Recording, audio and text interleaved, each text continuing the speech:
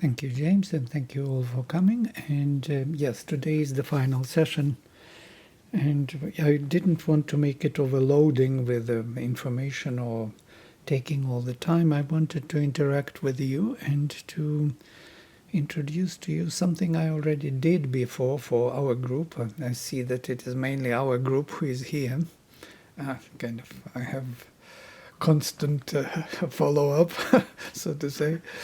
Nobody else comes to us. In the way that I already did this a few times already, I think, of the last hymn of the Rig Veda, which is very interesting in one regard, that it is the message of the whole, tradition of the Vedic rishis to the future of humanity. And in some way, you already received the file and you could see what it is about. It's a hymn of unity. It's kind of interesting that the last hymn of the Rig Veda, 191, is a hymn of unity. The first mandala has also 191 hymns, and the last mandala, 10th book of the Rig Veda, has also 191 hymns.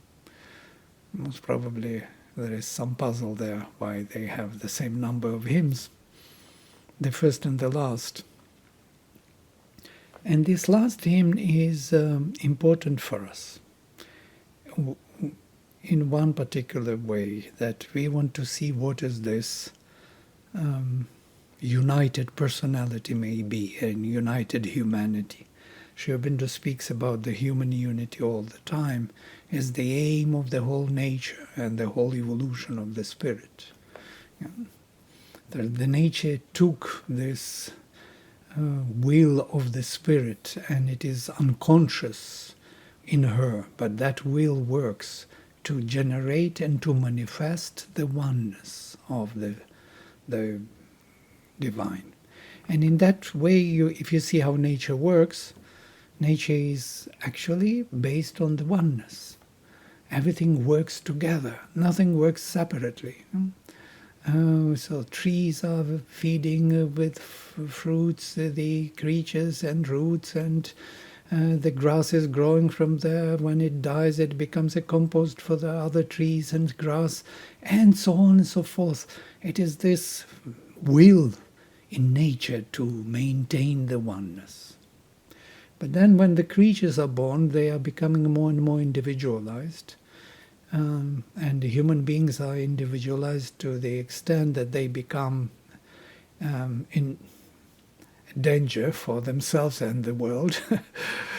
The mind is evolving and becoming very critical and very selfish, self-centered.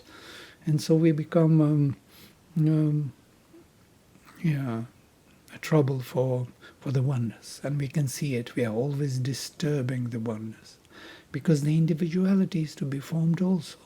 It's also a task of nature to form a new, higher kind of individual who will embrace the unity. So this unity and diversity, individual and collective, are going hand in hand together. Yes? And always someone dominates the other. But nature built this beautiful balance. She manages everything herself until the man is born. And when man comes, he brings this disequilibrium, as Robin said. Man made mess with the whole divine procedure. But it was meant to be. It was meant to be in the short period of time that we make a mess, because we have to understand the importance of oneness. So this hymn of oneness, I'm coming to it straightforward,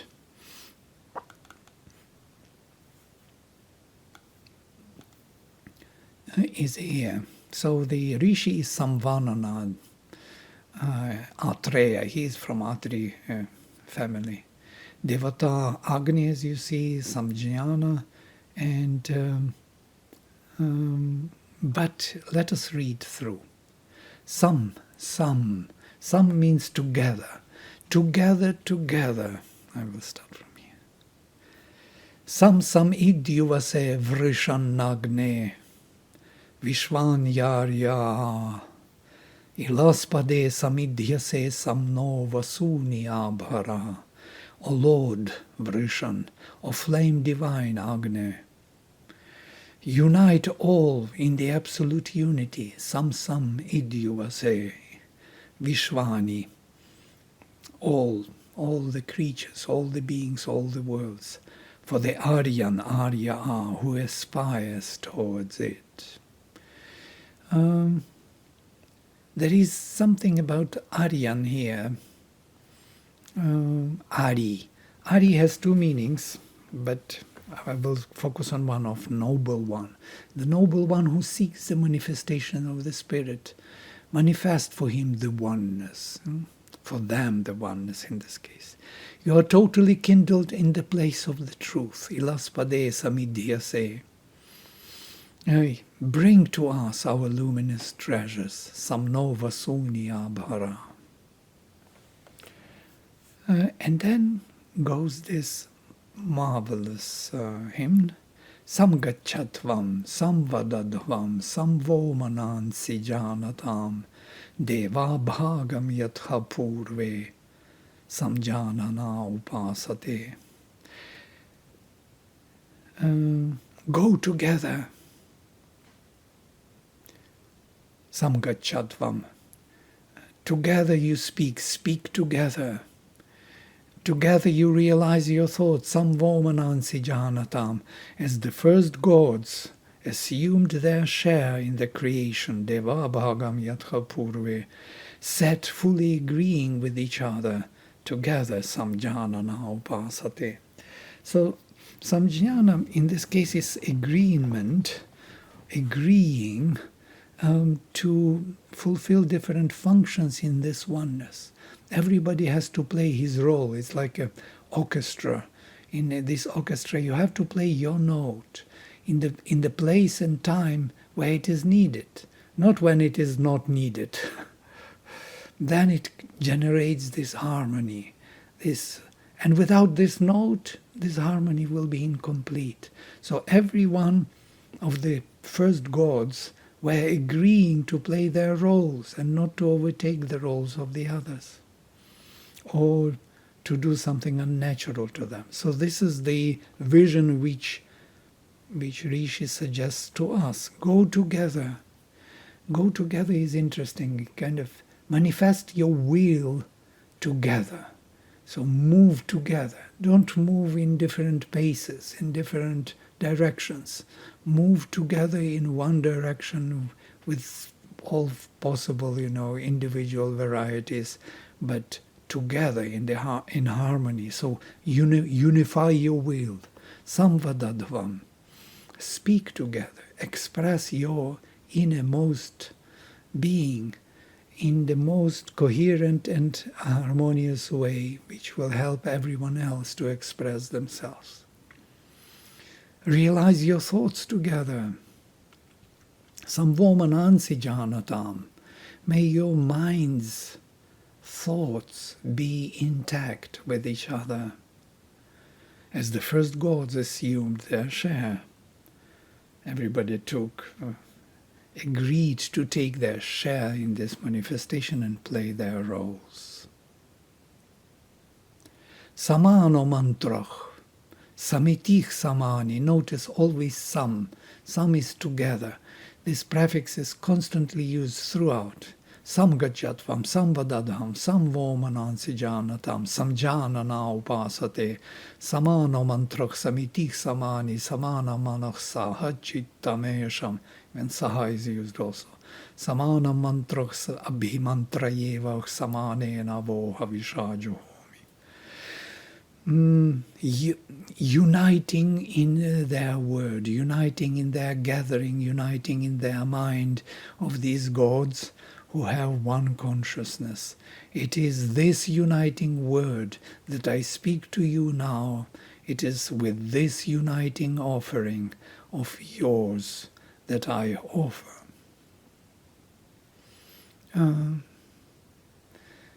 So the gods are our higher capacities of consciousness, our faculties of universal consciousness, they are to be in union with our own activities here in collective.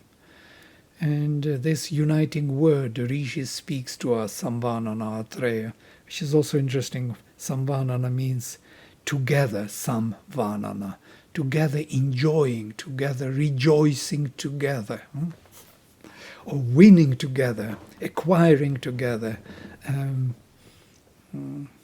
Acquiring, winning, and enjoying is the same root, van. We spoke about this. Vanam is the forest, the juice, soma, yes, manifested in the world. So he's samvanana, atreya. Again, some prefixes used. So it is this uniting word of samvanana, atreya that he speaks to us. It is with this uniting offering of yours that I offer. So he is somehow connected through that delight through all the beings, and by their uniting offering, by everybody's uniting offering, he offers. He offers that which every creature in this world offers. We all are offering our delight to the divine, knowingly or unknowingly.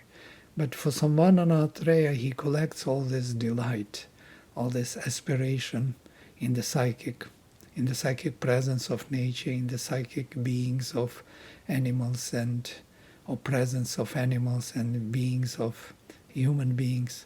He feels them, he's connected to them, and with that offering of all, he offers. Samani va akuti, samana hridayani vaha. This is the last verse. Samanamastu vomano yathavah susahasati. May your will in the body be uniting.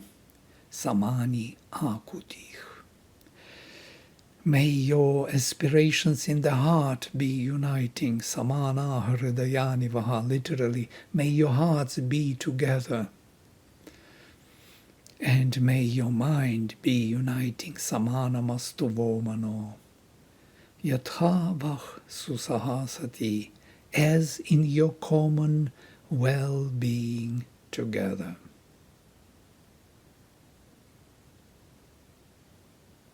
Interestingly, it's just a not literal translation here, but as your susaha, perfect together being should be, asati. Asati is the subjunctive, should be.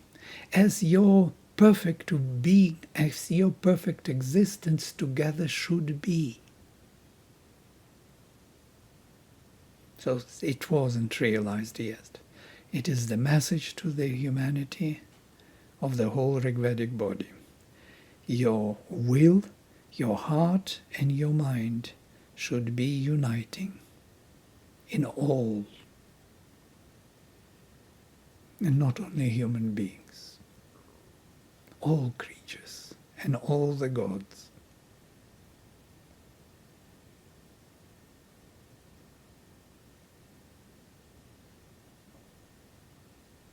And this is the unity which is waiting for us in the future. So what we learned from there is the whole pretext which was given here with explanations. If you read it, or if you didn't, you read please, and you will get the idea what I wanted to project here, to say about. But now I want us to recapture what we did before, together with this hymn at the end, because it has all this one mind, one thought to arrive at. So to manifest the unity for the divine, the multiplicity was necessary. Without multiplicity there is no unity. There is identity, self-identity. Yes, the divine is perfect in its self-identity. and self-enjoyment. But to experience the ananda of unity, that very samvanana atreya, that samvanana, that exactly additional delight, delight of unity, Mother says he had to become many. And through that manifestation of multitude, manifesting himself in many different forms and beings and souls and creatures and things, he could experience that additional ananda of unity. So how did he achieve it? He achieved it by creating habitat which was unconscious, and into that unconscious habitat, the fallen first emanations, he entered.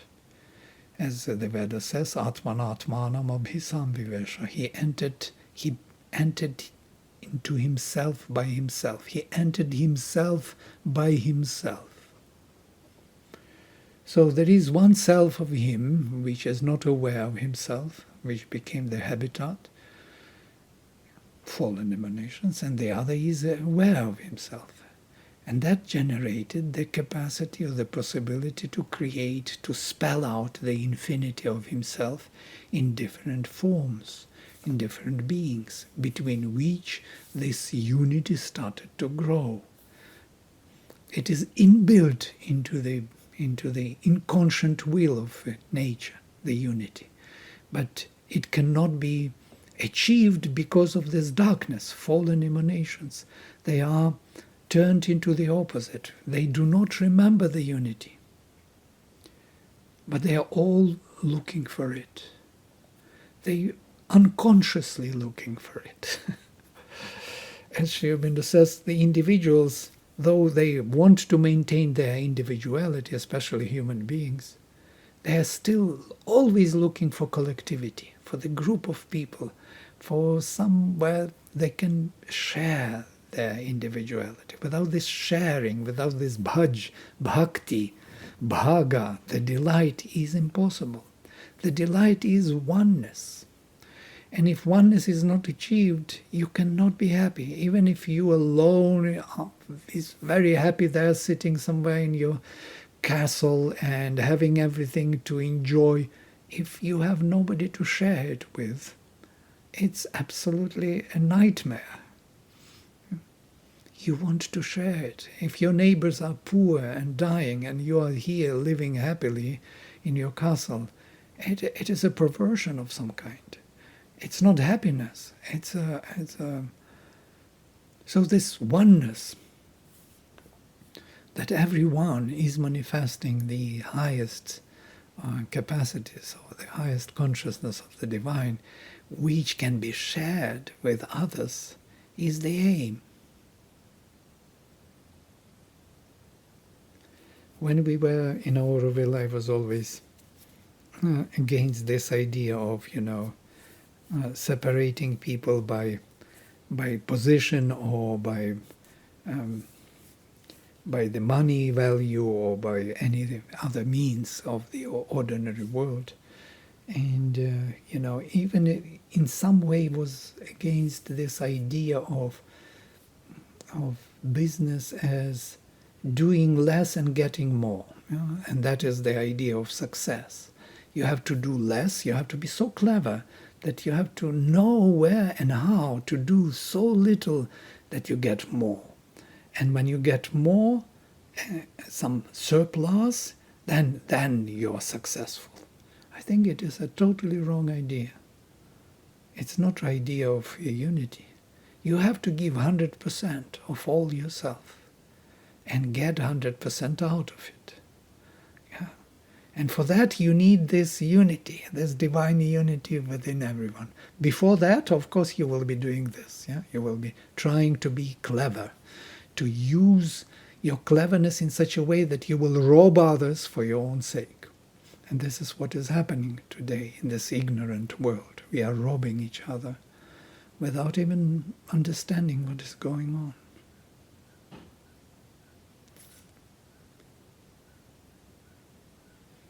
Yes. Absolutely. This is the ideal of our will. That's what Mother said. Yeah. It's even if she was asked and she said this is, yes, this is communist idea. Yes, 100% in, 100% out. So there is no need to give less or to give more and to get less. These are all wrong ideas.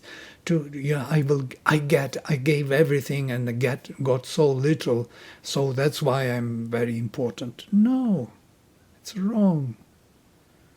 And the other way around is wrong also. I gave so little and I got so much. I franchised my idea, it was multiplied, and now I get all the money. And everybody is poor, living in poverty, and I am alone, prospering. Another wrong idea. These are ideas which are in the disbalance of this unity. Once the unity comes, it's like in nature. Everyone knows how to be and how to do in the best way for all. Not for me only, but for all and myself. If that can be established, if that ideal can be found, and nature will arrive at it eventually, definitely, because it's inbuilt that, as Sri Aurobindo says in the ideal of human unity, that will is inbuilt in the inconscient of nature. Whether she knows it or not, she will be doing it. Yeah? And she will be forcing everyone to comply. And if we do not agree and try to build this selfish manifestation, she will erase us. And she will start again building this unity. This disbalance cannot be maintained. These are important things. So if we think of the whole Vedic vision of heaven and earth, dawn and night, two sisters, or day and night, this double creation is actually the means to achieve this multiplicity through which unity can be experienced. Now we know why we are speaking about heaven and earth. Heaven and earth are spirit and matter. And notice, only in the Veda the rishis invoke spirit and matter together, to work together. Not spirit only and leaving matter, and not matter only leaving spirit, as it is in the West, or as it was in India with Mayavada. Yeah? I leave all this nature as if it is nothing and go to the spirit alone and disappear there. Or as it is in the West, I go only for the material enjoyments and powerful achievements, forgetting about the spirit. No, it is both. Both have to go together. They have to sustain one another. As Krishna says in the Gita about the sacrifice in the chapter 3, as you remember. So I created, Prajapati created here all these worlds. Saha yajñah praja srishtva purovacha prajapati. You remember this passage, most probably it's very famous. Let me check. Here it is.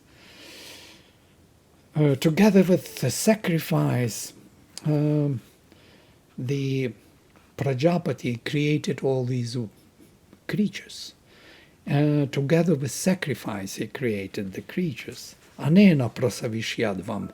Grow by this sacrifice. Support one another. This is the sacrifice, which is helping the whole to grow through my own interaction with the whole and myself. Anena prasavishyadvam eshavo astu ishtakamadhuk. May that be the cow of desires. You will realize the best for yourself through the sacrifice with all. Devan bhavayata anena te deva bhavayantuvach. Support the gods, and they, the gods, will support you. Parasparam bhavayantach shreyach param avapsyatha. Supporting each other, you will reach to the highest good. Ishtan bhogan hivo devach dasyante yajna bhavitach. And supported by the sacrifice, the gods will give you the best enjoyments, or the enjoyments you need. Tairdattana pradaya ibhyo yobhunkte stena evasaha. But the one who enjoys those enjoyments given by nature, because nature is constantly sacrificing and the gods are involved in this sacrifice. Nature is giving us in abundance the fruits, the meat, the cows, the shelter, everything, all the materials, gives.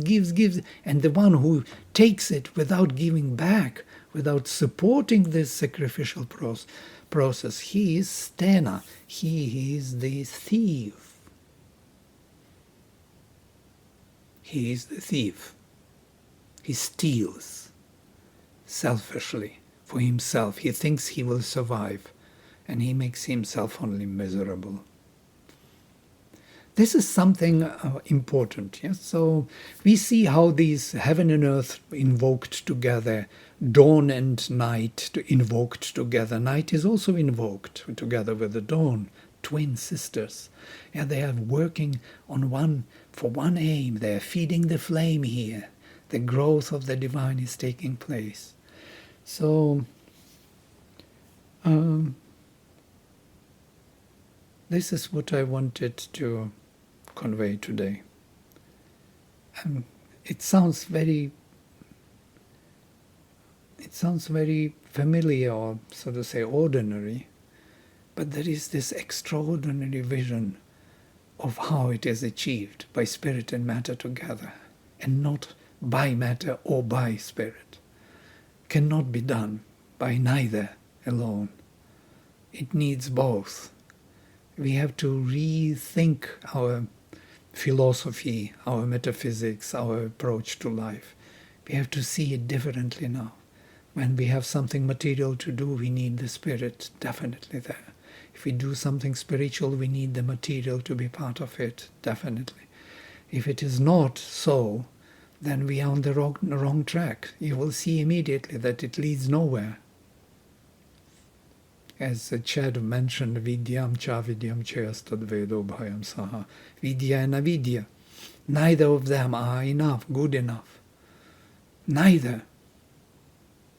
But together, it is something else. It's altogether something else. Yeah? So here I will stop and open the floor for your comments, for your reflections. I would like to hear your voices.